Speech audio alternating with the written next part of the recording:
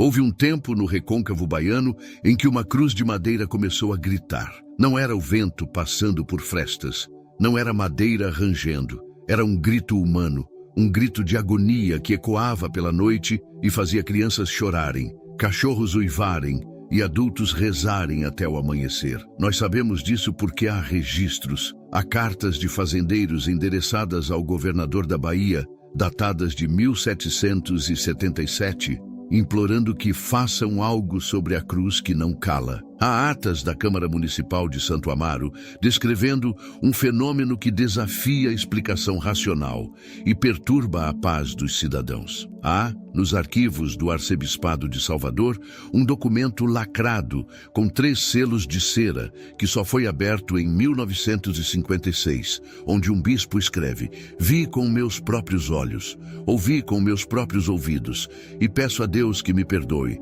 mas o que testemunhei não deveria existir. Aquela cruz não deveria gritar, e o pior, ela não grita sozinha. Grita respondendo a algo que está ouvindo. É sobre essa cruz que vamos falar agora, sobre o homem que foi pregado nela, sobre o crime que ninguém conseguiu provar, e sobre a maldição que, segundo dizem, ainda ecoa pelas noites do recôncavo, esperando que alguém ouça sua confissão. Nós precisamos voltar à Bahia do século XVIII, não a Salvador dos casarões e igrejas douradas, mas o recôncavo, a região ao redor da Baía de Todos os Santos, onde ficavam as grandes fazendas de cana-de-açúcar, onde o ouro branco, o açúcar, jorrava das moendas e enchia os bolsos dos senhores de engenho. Nós podemos imaginar esse lugar, vastas plantações verdes sob o sol escaldante, casas grandes erguidas sobre morros, de onde os senhores observavam seus domínios, e as senzalas, sempre as senzalas, onde centenas de africanos escravizados viviam, trabalhavam, sofriam e morriam. O recôncavo era um lugar de extremos, riqueza obscena ao lado de miséria absoluta, luxo nas mesas dos brancos, fome nas dos negros, e por baixo de tudo, uma violência surda, constante, que todos fingiam não ver, ou que viam e não se importavam. Era também um lugar de fé, igrejas por toda parte, capelas em cada fazenda, cruzes fincadas em encruzilhadas, em morros, em lugares onde alguém havia morrido, porque a morte ali era presença constante, e as cruzes serviam para marcar seus lugares, para lembrar, ou para tentar esquecer. Em 1775, em uma fazenda chamada Engenho da Boa Morte, nome profético como veríamos depois, havia uma cruz particularmente grande. Ficava no topo de um morro, visível de toda a propriedade. Era de madeira escura, grossa, pesada. Tinha quase 3 metros de altura e estava ali há décadas, marcando o local onde, diziam, o primeiro dono da fazenda havia sido enterrado. Ninguém prestava muita atenção nela. Era apenas mais uma cruz, mais um símbolo da fé que dominava aquelas terras. Até que, em março de 1777, algo aconteceu. Algo que mudaria tudo. Nós ouvimos dizer que todo engenho tinha seu feitor, o homem encarregado de manter a disciplina, de garantir que o trabalho fosse feito, de aplicar castigos quando necessário. E no Engenho da Boa Morte, o feitor se chamava Baltazar Rodrigues. Baltazar não era um homem grande, era baixo, atarracado, com o rosto marcado pela varíola e olhos que pareciam sempre procurando motivos para punir. Mas o que lhe faltava em estatura compensava em crueldade. Há relatos, registrados em cartas de padres que visitavam a fazenda, em testemunhos de escravizados libertos anos depois, sobre a brutalidade de Baltazar. Ele não apenas aplicava os castigos ordenados pelo Senhor, inventava os seus próprios, chicoteava além do necessário, marcava com ferro em brasa lugares que não deveriam ser marcados. E ria. Diziam que ele ria enquanto fazia isso, mas havia algo pior. Baltazar tinha um jeito especial de castigar. Quando um escravizado cometia uma falta grave, ou quando ele simplesmente decidia que queria dar exemplo, levava a pessoa até a cruz no topo do morro e ali amarrava o condenado à cruz, de braços abertos, como Cristo, e o deixava ali, sob o sol, sem água, sem comida, por dias. Alguns sobreviviam, A maioria não, e os que sobreviviam nunca eram os mesmos. O sol causava queimaduras terríveis, a sede destruía a mente, e a posição, com os braços esticados, causava dores que muitos descreviam como piores que a própria morte. Nós sabemos que Baltazar fez isso pelo menos 12 vezes, segundo registros que sobreviveram. 12 pessoas amarradas àquela cruz. 8 delas morreram ali. 4 sobreviveram, mas com danos permanentes. Uma delas, uma mulher chamada Josefa, ficou cega. Outra, um homem chamado João, perdeu o uso das mãos. E havia um jovem, um rapaz de não mais que 20 anos, chamado Miguel. Ele seria o 13º e o último. Em 15 de março de 1777, Miguel foi acusado de roubar comida da Casa Grande. Uma mentira, segundo todos que o conheciam. Miguel era devoto, trabalhador, obediente, mas havia algo que Baltazar não tolerava. Miguel sabia ler. Havia aprendido em segredo com um padre abolicionista que visitara a fazenda anos antes, e homens que sabiam ler eram perigosos.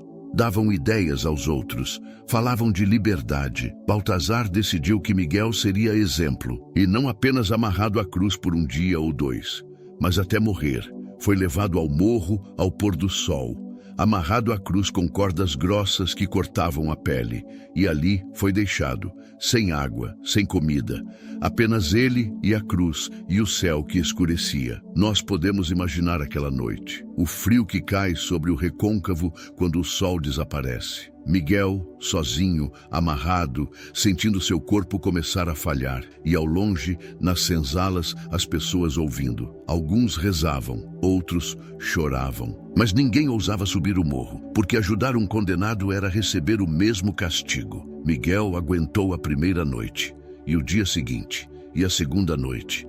Testemunhas disseram depois que podiam ouvi-lo. Não gritos. Miguel não gritava, rezava, alto, tão alto quanto sua voz fraca permitia. Rezava o Pai Nosso, a Ave Maria, e uma oração que ninguém reconhecia. Uma oração em uma língua que poderia ser latim ou poderia ser algo mais antigo. Na terceira noite, Miguel parou de rezar e começou a falar. Não com ninguém visível, mas estava claramente conversando, fazendo perguntas, ouvindo respostas, e sua voz, fraca antes, ficava cada vez mais forte. E então, pouco antes da meia-noite, ele gritou, um grito que ecoou por todo o engenho, um grito de dor, de raiva, de algo que transcendia ambos, e depois, silêncio. Ao amanhecer, encontraram Miguel morto, ainda amarrado à cruz. Os olhos abertos, olhando para o céu, e no rosto uma expressão que fez até Baltazar recuar. Não era paz, não era aceitação, era algo que parecia promessa ou ameaça. Miguel foi enterrado em uma cova rasa, como era costume com escravizados, sem nome, sem cruz, apenas terra jogada sobre seu corpo. E a vida no engenho continuou. Como sempre continuava. A cana ainda precisava ser cortada, o açúcar ainda precisava ser feito, e as mortes de escravizados eram tão comuns que logo eram esquecidas. Mas 2 semanas após a morte de Miguel, em uma noite de lua nova, algo aconteceu. Às 2 horas da madrugada, um grito acordou todo o engenho, um grito humano, de agonia, alto, estridente, que fazia os cachorros uivarem e os cavalos escoiciarem nos estábulos. Durou talvez 10 segundos e depois parou. As pessoas saíram de suas casas, das senzalas, procurando a origem, mas não encontraram nada, nenhum ferido, nenhum animal, nada que explicasse aquele som. Na noite seguinte, aconteceu de novo. À mesma hora, 2 da manhã, o mesmo grito. E dessa vez alguém percebeu de onde vinha. Do topo do morro, de onde ficava a cruz. Um grupo de homens subiu ao amanhecer. A cruz estava lá, como sempre estivera, imóvel, silenciosa. Mas havia algo diferente. Marcas. Na madeira, marcas que não estavam ali antes, como se mãos tivessem agarrado a cruz com força, as unhas arranhando a superfície. E havia mais. um cheiro que não deveria estar ali, cheiro de carne queimada. Como se alguém tivesse sido marcado com ferro em brasa recentemente. Mas não havia ninguém, apenas a cruz e o cheiro. Os gritos continuaram, todas as noites, sempre às 2 da manhã, sempre durando 10, 15 segundos. E sempre o mesmo som, um grito de agonia que parecia vir de dentro da própria madeira, como se a cruz tivesse ganhado voz. Nós sabemos, por relatos detalhados, que muitas pessoas tentaram entender o que estava acontecendo. E algumas, as mais corajosas ou as mais tolas, decidiram passar a noite perto da cruz, para ver, para testemunhar. Um desses relatos vem de um padre chamado Inácio da Silva, que visitou o engenho em abril de 1777. Cético quanto às histórias, decidiu passar uma noite junto à cruz, munido de água benta, crucifixo e uma lamparina. Ele escreveu em seu diário pessoal, que foi descoberto nos arquivos da igreja em 1920. Cheguei ao morro antes do anoitecer. A cruz é impressionante, grande, escura, com marcas que parecem arranhões por toda a sua superfície. Instalei-me a alguns metros de distância e esperei. As horas passaram lentamente. Rezei o rosário completo 3 vezes. Li passagens da Bíblia. E então, exatamente às 2 da manhã, como haviam dito, aconteceu. Primeiro, a temperatura caiu, subitamente, como se o inverno tivesse descido sobre aquele morro em um instante. Minha respiração se tornou visível, e então ouvi. O grito não veio de cima da cruz, veio de dentro dela, como se alguém estivesse preso na madeira gritando para sair. Era um som impossível. Madeira não pode gritar, mas aquilo gritava. E não era apenas o grito, havia palavras. No meio da agonia, havia palavras. Não consegui entender todas, mas algumas eram claras. Justiça, sangue, ele sabe, confesse. E então, a cruz começou a sangrar. Juro por todos os santos que isso é verdade. Da madeira começou a escorrer algo vermelho, viscoso. Toquei Era com quente, a mão. Tinha o cheiro característico. Era sangue, ou algo que sangue fingia ser. O grito cessou, o sangue parou de escorrer e tudo voltou ao normal, como se nada tivesse acontecido. Mas minha mão ainda estava manchada. Não era imaginação. Havia acontecido. Fugi daquele lugar. Peço perdão a Deus pela minha covardia, mas o que vi não deveria existir. E sei no fundo de minha alma que aquilo não é obra do Senhor. Há algo preso naquela cruz, algo que sofre, algo que acusa, algo que exige. O padre Inácio nunca mais voltou ao engenho da Boa Morte e nos anos seguintes desenvolveu uma obsessão com exorcismos, como se estivesse tentando compensar sua fuga naquela noite. Os gritos continuaram, noite após noite, mês após mês, e algo começou a mudar no engenho. As pessoas ficaram doentes, não de doenças comuns, mas de aflições estranhas. Insônia que durava semanas, pesadelos de onde acordavam gritando, e havia acidentes, muitos acidentes, na moenda, nos campos. Acidentes que não deveriam acontecer. E Baltazar, o feitor, começou a definhar, parou de comer, parou de dormir. Seus olhos ficaram fundos, seu rosto cavado. E ele falava sozinho, constantemente, como se estivesse respondendo a alguém que ninguém mais via. Em agosto de 1777, 5 meses após a morte de Miguel, Baltazar acordou a casa grande no meio da noite, gritando, dizendo que não aguentava mais, que ele não o deixava em paz, que ele estava sempre lá, nos cantos, nas sombras, sussurrando, acusando. O senhor do engenho, finalmente preocupado, chamou um médico e um padre. Ambos examinaram Baltazar e chegaram à mesma conclusão. Não era doença do corpo, era da alma. O padre, um homem experiente em questões espirituais, sugeriu confissão. E Baltazar, depois de resistir, finalmente cedeu. Nós não sabemos exatamente o que ele confessou. O segredo da confissão é sagrado,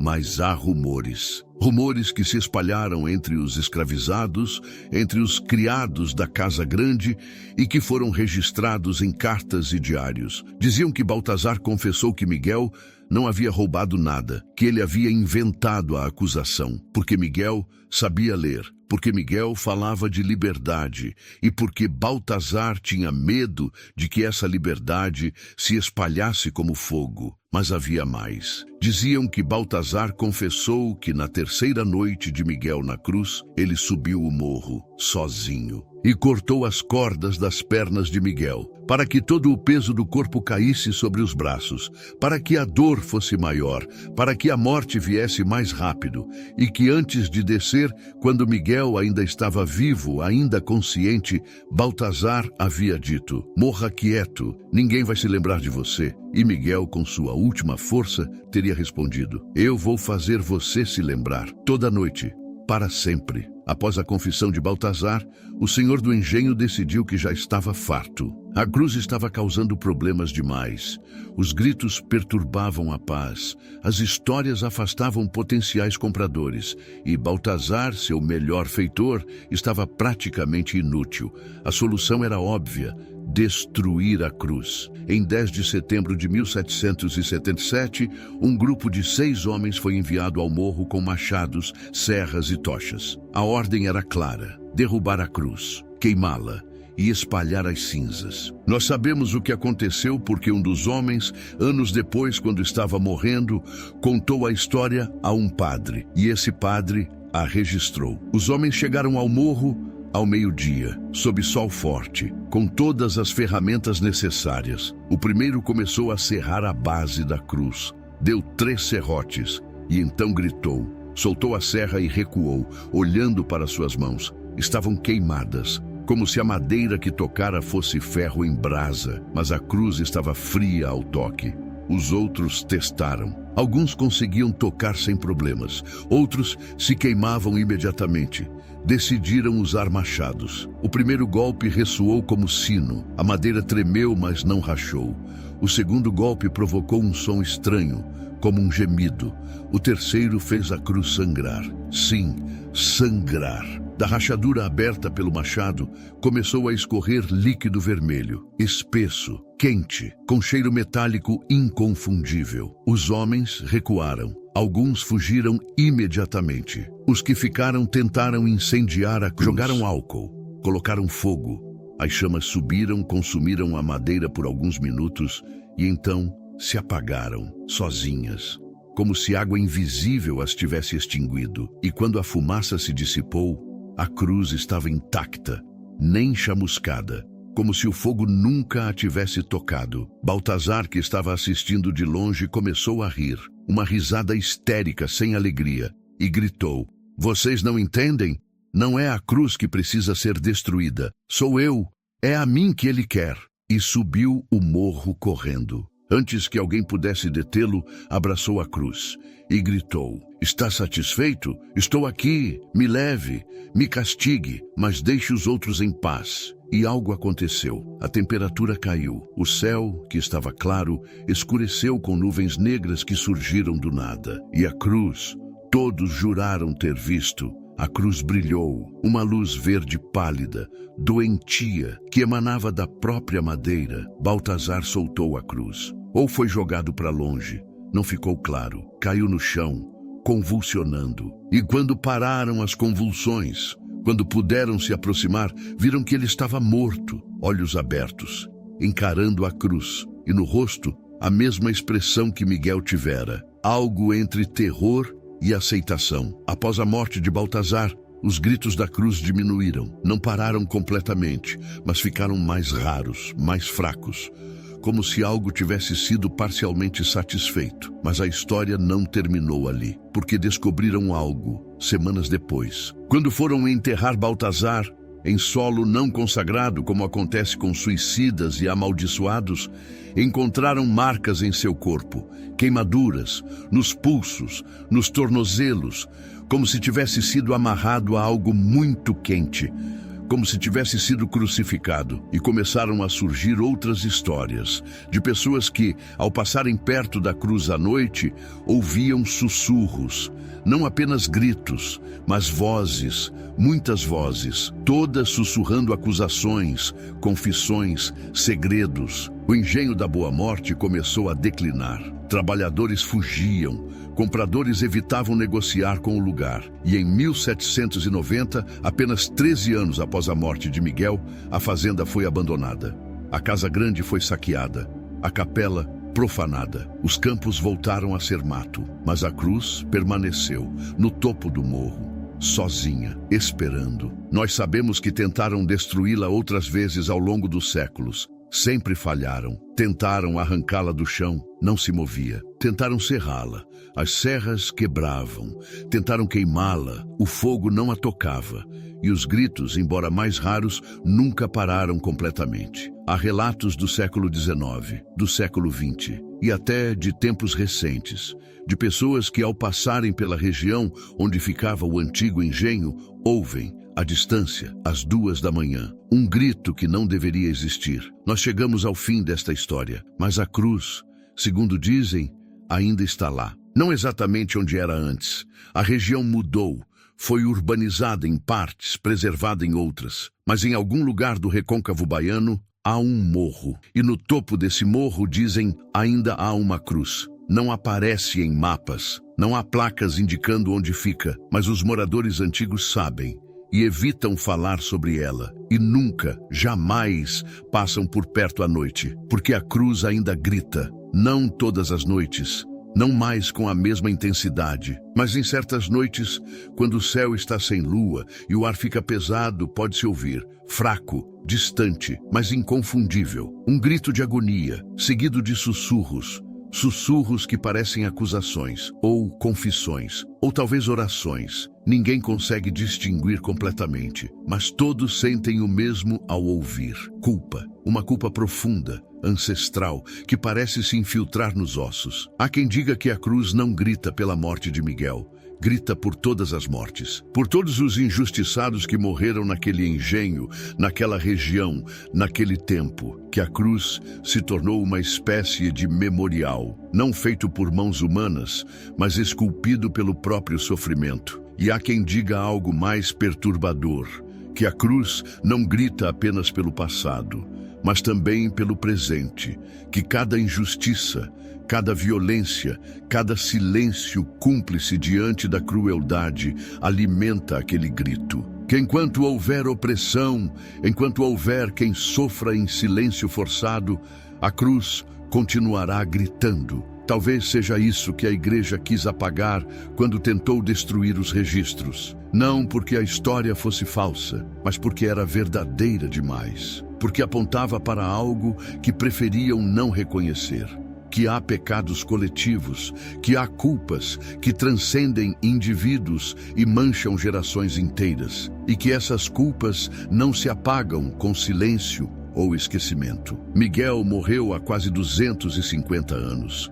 Baltazar também. O engenho da Boa Morte virou ruína, a escravidão acabou, o mundo mudou, mas a cruz ainda está lá, ainda grita, ainda sangra em certas noites, ainda marca com suas queimaduras invisíveis todos que ousam negá-la. E talvez esse seja seu propósito, não punir, não vingar, mas lembrar, forçar a memória, gritar quando o silêncio se torna cúmplice, sangrar quando o esquecimento tenta curar sem cicatrizar de verdade. Nós não fazemos mais cruzes que gritam, nós não amarramos mais pessoas a elas, ou achamos que não, mas há outras formas de crucificar, outras formas de silenciar, outras formas de fazer alguém sofrer enquanto fingimos não ver. E talvez, apenas talvez, em algum lugar dentro de nós também haja uma cruz que grita quando testemunhamos injustiça e não fazemos nada, que sangra quando somos cúmplices pelo silêncio, que marca com fogo invisível nossa consciência. Se você algum dia estiver no recôncavo baiano e for curioso o suficiente para procurar, talvez encontre o morro, talvez suba até o topo, talvez veja a cruz, mas se for à noite, se for perto das 2 da manhã e se ouvir o grito, não tente explicar, não tente racionalizar. Apenas ouça, porque há histórias que precisam ser ouvidas. Há sofrimentos que exigem testemunhas. Há vozes que foram caladas em vida e que por isso gritam na morte. E quando a cruz gritar, se você escutar com atenção, talvez entenda o que ela está dizendo. Talvez reconheça as palavras no meio da agonia: justiça, memória, testemunha. E talvez, apenas talvez, o grito não seja maldição, seja aviso ou convocação, para que nunca mais deixemos que alguém seja amarrado a uma cruz, literal ou metafórica, e morra gritando enquanto o céu permanece em silêncio e nós fingimos não ouvir.